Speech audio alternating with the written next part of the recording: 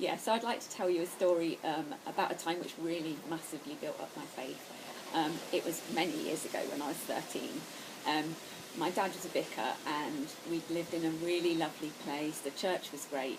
And then we had to move to quite a rough estate in Birmingham where he became a vicar of that church.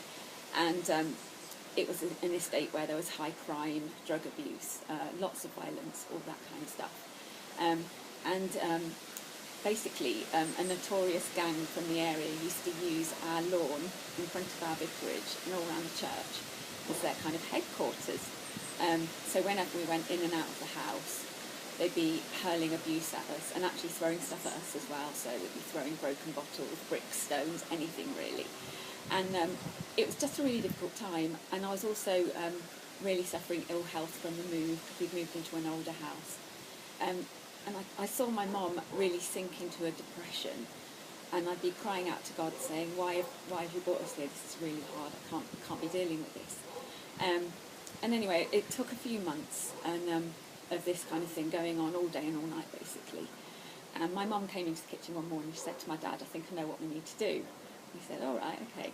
And she said, I've been looking at Nehemiah, and it's the story of when Nehemiah comes back from exile in Babylon, and he has to build the walls of Jerusalem again. But there's all these kind of warring parties coming and taking a siege to the walls. And she said, oh, that's just like us, it feels like we're under siege all the time. And he's like, okay. And she said, I saw this verse in Nehemiah 4 about how Nehemiah prayed and then posted guards on the walls. And Dad was like, what, you want us to get some security guards? That's not very welcoming, is it? Because the church is already like barricaded against the community because they're so terrified. And she said, no, don't be daft. What we've got to do is go out and ask God to station his guardian angels around the walls. So we're like, okay. So I remember really clearly walking around the church complex and the vicarage lawn, asking God to station his guardian angels around these walls, and felt really daft. But the effects were so quick, because within a week, this gang had been 40 people. Within a week, there was 10. And then the next week, there was like 2. And then they'd all gone. And it was just an amazing, immediate kind of God doing this stuff.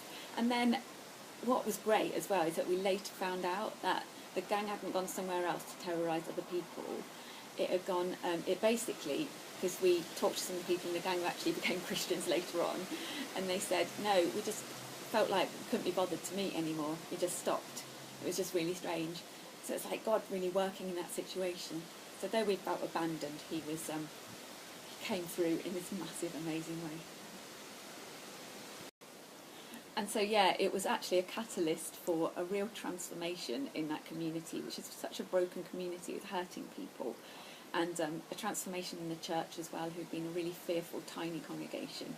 We just saw it grow and thrive, and then people from the area really coming to know God and be completely transformed by the power of the Spirit.